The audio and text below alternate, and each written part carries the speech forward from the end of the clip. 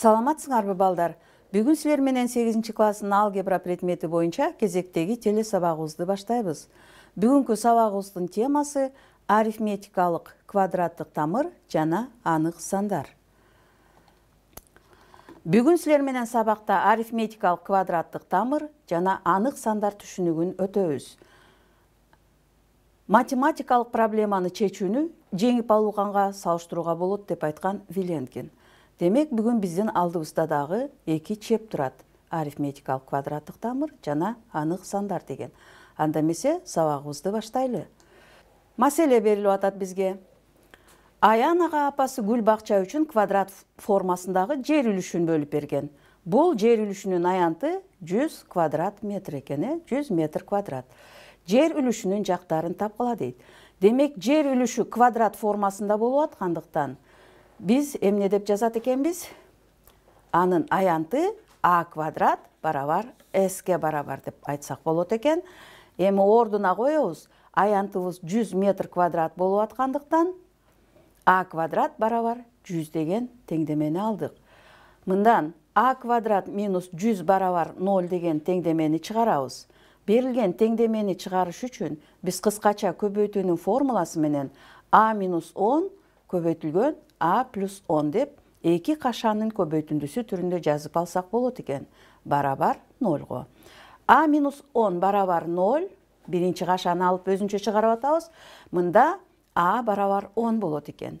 Экинчиси а плюс 10 барабар 0 десек, экинчи кашабыздан а барабар минус 10 деген санды алдык. Демек, берилген теңдемени чыгарууда а квадрат барабар 100 деген биз эки жоопту алдык. А барабар 10 жана а барабар минус 10. Ал эми маселенин шарты боюнча узундук бул өзү оң чоңдук болот экен. Демек, а барабар минус 10 дегенибиз маселенин шартын канааттандырбайт. Демек, биздин жообубуз эмне болуш керек экен? Берилген участоктун жагы 10 метрге барабар деп биз оң жоопту гана маселенин чыгарылышы деп алат экенбиз. А санынын квадраттык тамыры деп квадраты ага барабар болгон сан эсептелет. А санынын арифметикалык квадраттык тамыры болуп, квадраты ага барабар болгон терс эмес сан эсептелет. Демек, анын квадраты барабар 0 болгон учурда бизге 0 алат экенбиз. Башкача айтканда 0дун квадраты барабар 0. Берилген белги, мынакей арифметикалык квадраттык тамыр же радикал болуп эсептелинет. Бул белги радикс, тамыр деген латын сөзүнөн келип чыккан. Ал эми тамырдын астындагы, квадраттык тамырдын астындагы а деген туйнтма тамыр алдындагы туйнтма болуп эсептелет экен. Кандай окулат? А санынын квадраттык тамыры деп окуйт экенбиз. Демек, берилген а санынын квадраттык тамыры болот. Биз азыр төмөндөгү шарттарды карап көрөлү. Эгерде берилген а санынын квадраттык тамыры барабар б деген барабарды кайсыл учурда туура болот дейт. Биринчи учурда б чоң же барабар 0 болгондо, экинчи учурда б квадрат барабар ага барабар болгондо. А кичине 0 болгондо квадраттык тамырдын астындагы а санынын квадраттык тамырынын туйнтмасы эмне болот экен? Мааниге болбойт экен. Башкача айтканда, арифметикалык квадраттык тамырда тамырдын астындагы туйнтмабыз дайыма оң мааниге болуш керек экен, же 0го барабар болуш керек экен. А туйнтмасы мааниге болуучу анын каалаган маанисинде квадраттык тамырасында а квадраты барабар а барабардыгы туура болот. Арифметикалык квадраттык тамыры 1-4 барабар болгон санды тапкыла дейт. Мына ушул мисалды азыр силер менен карап көрөлү. Чыгаруу. Демек, квадраттык тамыры 1ге барабар дейт. Демек, квадраттык тамыр астындагы x санынын квадраттык тамырына барабар 1ге деген теңдемени чыгаралы. Анда x барабар 1дин квадратына барабар болот. X барабар 1. Текшерип көрөлү. Квадраттык тамыр астындагы 1 санынан 1 деген сан чыгат, x барабар 1ге. Экинчи учурду карап көрөлү. Квадраттык тамыр астындагы x саны барабар 4кө дейт. Демек, x барабар 4-тің квадраты, мында x барабар 16-ға. Демек, 16-дан квадраттық тамырдан 4 деген сан шығат екен. Анда біздің жоғыз x барабар 16. Кейінгі мисалды қарап көрөлі. X санының квадраттық тамыры барабар 0,13 деген мааниге ие болып тұрады. Ал эми x эмнеге барабар екен? Демек, x-ті табыш үчүн біз берілген теңдеменин эки жагын тең 0,13-тү жана квадраттык тамырасындагы x санын біз квадратқа көтөрсөк, анда x барабар 0,9 деген маанини алдык. Текшерип көрөбүз, 0,9 деген саныбыз 0,13-түн квадраты болот. Демек, біз издеп жаткан саныбыз x барабар 0,9-га барабар екен. Силер менен дагы бир мисал карап көрөлү. Берилген туйнтманын маанисин тапкыла. Чыгаруу. Биринчисин чыгарсак, 16 квадраттык тамырасындагы 16 саны менен квадраттык тамырасындагы 36 санынын суммасын табат экенбиз. Демек, 16 4-кө барабар деп алдык. 36 деген 6 деген санын квадраты деп алдык. Анда суммасы 10-го барабар екен. Текшерип көрөлү. 4 36 6-га барабар. Экинчи берилген эмне 121 санынын квадраттык тамырынан кемитебиз 81 санынын квадраттык тамырын. Демек, квадраттын эмнелерин таап атабыз бул жерде. Эки сандын айырмасын таап атабыз. Квадраттык тамыр ичиндеги сандар. Так, 121-ибиз 11, 81-ден 9 чыгат. Демек, барабар 2. 121 деген 11-дин квадраты, ал эми 81 деген саныбыз 9-дун квадраты экендигин биз силер менен билебиз. Так, үчүнчү мисалды чыгарып көрөлү. Демек, 4 санынын квадраттык тамыры 2-ге барабар болот. 3-тү 2-ге көбөйтөбүз, 4 санынан квадраттык тамыр чыгарсак. Анда 3-тү 2-ге көбөйтүү амалдарды аткаруунун тартиби боюнча 6, 6-дан 1-ди кемитсек 5 болот экен. Ал эми акыркы мисалды азыр силер менен карап көрөлү.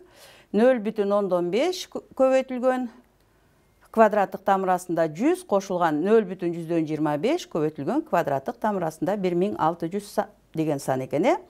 Демек, 100 санынын квадраттык тамырынан біз 10 деген санды алабыз. Ал эми 1600 деген сандын квадраттык тамыры барабар болот 40-ка. 0,15-ти 10-го көбөйтсөк 5 болду, 5-ке 10-ду кошсок 15 деген сан болду. Берилген туйнтманын мааниси 15-ке барабар экен. Силер менен азыр сандын арифметикалык квадраттык тамырын табуу амалын тамырдан чыгаруу деп айтат экенбиз. Эми тамырдын маанисин таап көргүлө дейт. Төмөндөгүдөй мисалдарды карап көрөбүз азыр. 81 деген сан. 81 деген саныбыздан квадраттык тамырдан 9 деген сан чыгат экен. 81 санынан квадраттык тамыры 9-га барабар. Текшерип көрөлү. 9-дун квадраты барабар 81. Туура, 1,121 деген санынан квадраттык тамыр чыгарабыз. Демек, 1,121 деген саныбыз 1,1.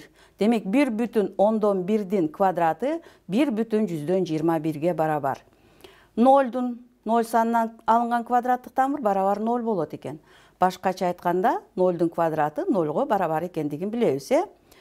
Минус квадраттык тамыр астындагы эмне саныбыз терс сан болуп атат. Же башкача айтканда, минус 49 санынан квадраттык тамыр чыгарабыз. Демек, биз силер менен азыр минус 49 деген санды карап көрөлү. Эгерде 49 деген 7 деген сандын квадраты. Текшерип көрөлү. 7-нин квадраты 49 болот. А бизде квадраттык тамыр астында минус 49 деген сан турат. Демек, бул туура эмес, Квадраттык тамырдын асты бизге оң сан болуш керек экен. Минус 49-убуз терс сан болгондуктан бизден берилген тамырдын чыгарылышы жок. Кийинки мисалды карайлы. Минус 36 санынан квадраттык тамыр чыгарабыз. Демек, минус деген белги бул жерде квадраттык тамырдын ичинде эмес. Демек, бул жерден 36 деген сандан квадраттык тамыр 6-га барабар болот. 6-нын квадраты барабар 36 экен. Квадраттык тамырдын астындагы саныбыз оң сан болгондуктан 36 деген сандан 6 тамыр чыкты. Демек, ал эми минус белгини биз эмне кылдык? тамырдын астындагы минус белгисин 6-нын алдына койдук. Бул жерде бул берилген маани чыгарылышы минус 6-га барабар болот деп айтсак болот экен. 9-дан 4 деген сандан квадраттык тамыр чыгарабыз. 9-дан 4 деген кайсыл сандын квадраты болот? 3-төн 2 деген сандын квадраты болот экен. Текшеребиз. 3-төн 2-нин квадраты 9-дан 4 болду. 2,4-төн 1 деген сандан квадраттык тамыр чыгарсак, демек буруш бөлчөк айландырабыз. Буруш бөлчөк айландырсак 4-төн 9 болду. 4-төн 9 деген саныбыз кайсыл сандын квадраты болот экен? 2-ден 3-тün квадраты болот экен. Демек жообуз 2-ден 3-кө барабар. Биз мынакей берилген арифметикалык квадраттык тамырларды таап көрдүк силер менен. Бүгүнкү өтүлгөн темалы боюнча кайталоо жүргүзсөк, А санынын квадраттык тамыры деп квадраты Ага барабар болгон санды айтабыз. А санынан алынган арифметикалык квадраттык тамыр деп квадраты Ага барабар болгон терс эмес санды айтабыз. Сандын арифметикалык квадраттык тамырын табуу амалын тамырдан чыгаруу деп айтат экенбиз. Квадраттык тамыр асты А барабар Б барабардыгы төмөндөгү 2 шарт аткарылса туура болот экен. Демек Б чоң же барабар 0 болуш керек, жана экинчи Б квадрат барабар эмнеге барабар болуш керек экен? Ага барабар болуш керек. А кичине 0 болгондо квадраттык тамыр астындагы А туюнтмасы мааниге эмес. Арифметикалык квадраттык тамырдын аныктамасынан каалагандай А саны үчүн А санынан квадраттык тамыры мааниге болсо, анда квадраттык тамыр астындагы Анын квадраты барабар А барабардыгы туура болот. Эми силер менен азыр биз анык сандар деген түшүнүккө өтөлү. Анык сандар түшүнүгүн ачыш үчүн силер менен биз тарыхка бир сыйра кайрылып кетсек. Мындан 20 кыл мурда байыркы грек математиктери төмөнкүдөй жыйынтыкка келишкен экен. Жагы 1ге барабар болгон квадраттын диагоналы бүтүн дагы бөлчөк дагы сан болбой тургандыгын аныкташкан. Бул математикалык илимге кризис алып келген. Башкача айтканда квадраттын диагоналдары бар, ал эми узундугу жок. Математиктер бул абалдан чыгуунун жолун табышкан. Мындан алар иррационалдык деген жаңы сандардын көптүгүн киргизүү зарылдыгын келип чыккандыгын көрсөткөн экен. Мынакей карап көрөлү. Рационалдык сандардын ичинде квадраты 2ге барабар болгон сан жок.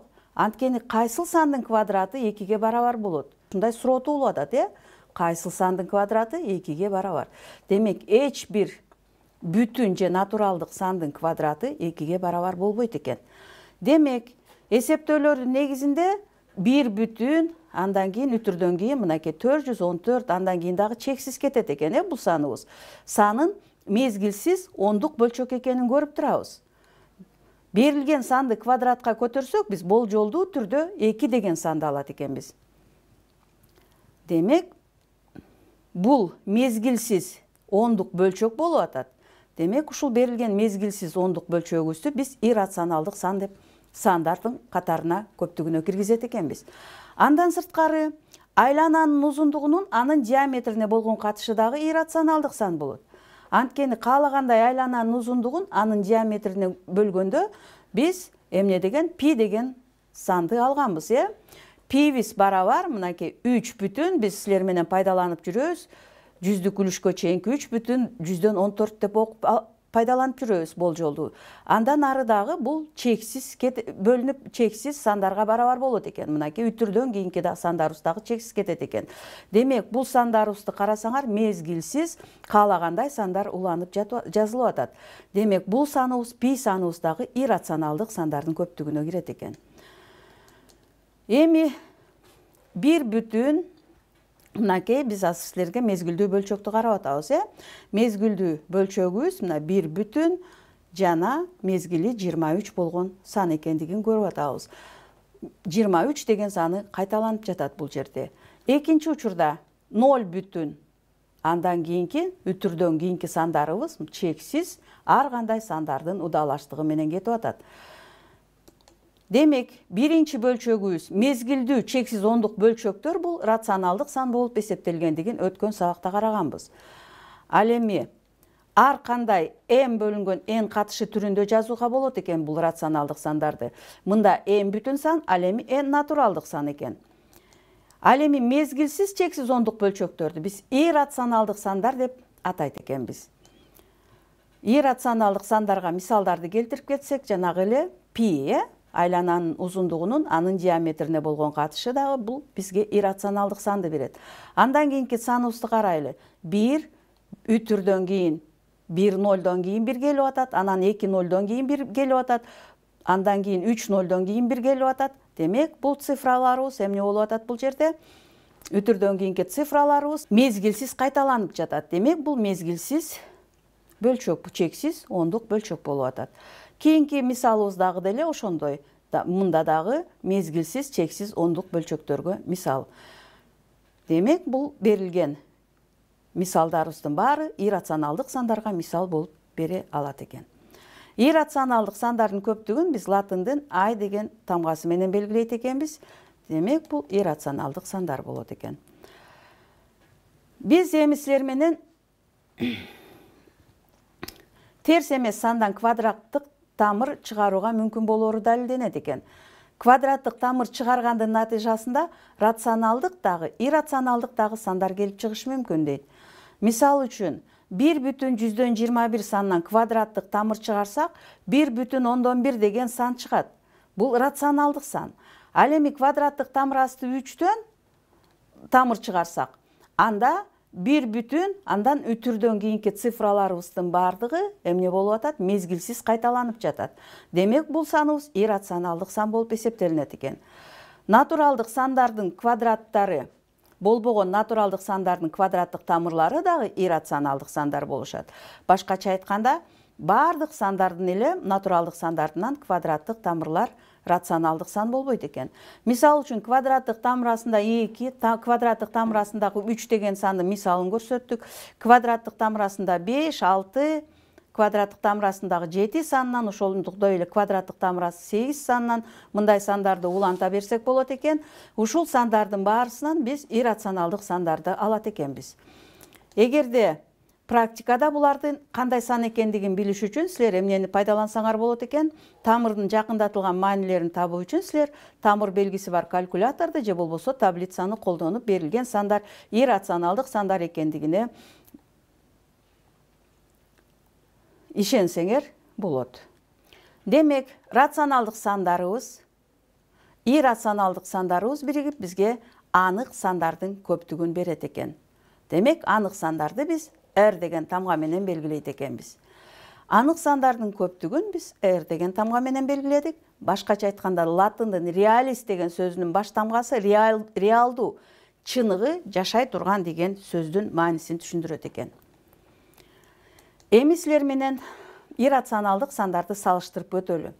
Берилген сандарды салыштырсак, берилген сандарды рационалдык сандарды кандай салыштырсак, ошол түрдө эле салыштырат экенбиз.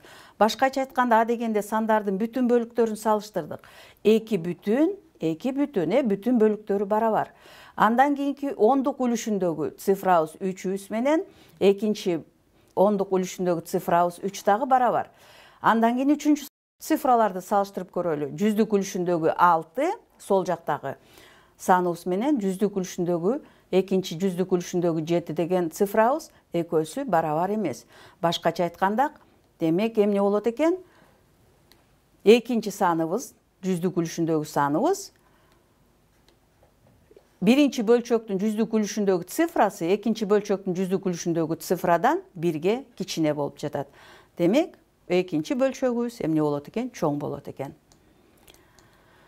Анык сандар үчүн арифметикалык амалдар, алардын касиеттери жана сандарды салыштыруу эрежелери, ошондой эле барабардыктын, барабарсыздыктын касиеттери рационалдык сандар үчүн кандай аткарылса, так ошондой аткарылат. Демек, төмөндөгү сандарды салыштырсак, төмөндөгү сандарды дагы жогорудагыдай эле мындан мурдагы мисалда көрсөтүлгөндөй эле салыштырат экенбиз. А дегенде бүтүн бөлүктөрүн, андан кийин ондук үлүшүн, андан кийин жүздүк үлүшүндө турган цифраларды салыштырып, чоң жана кичинекей деген белгини койсок болот экен. Ал эми кийинки мисалда оң саныбыз дайыма терс сандан дайыма чоң боло тургандыгын билебиз. Чогуу таап көрөлү. Натуралдык сандарды кандай тамга менен белгилейбиз? N менен. Бүтүн сандарды Z менен белгиледик, рационалдык сандарды Q менен белгиледик, ал эми анык сандарды биз R деген тамга менен белгиледик. Силердин окуу китебиңерде дагы комплекстүү сандар деген түшүнүк камтылып кеткен экен. Ошондуктан биз силер менен дагы комплекстүү сандар жөнүндө бир аз түшүнүк берип кеткенге аракет кылайлы. Демек, математика, физика жана практикалык көп маселелерди чечүү алгебралык теңдемелерди чыгарууга алып келет. Мисал үчүн x квадрат плюс 1 барабар 0 теңдемесин чыгаруу үчүн анык сандардын көптүгүн кеңейтүүгө туура келет экен. Бул жаңы сандар анык сандар менен бирге комплекстүү сандардын көптүгү деп аталган көптүктү түзөт.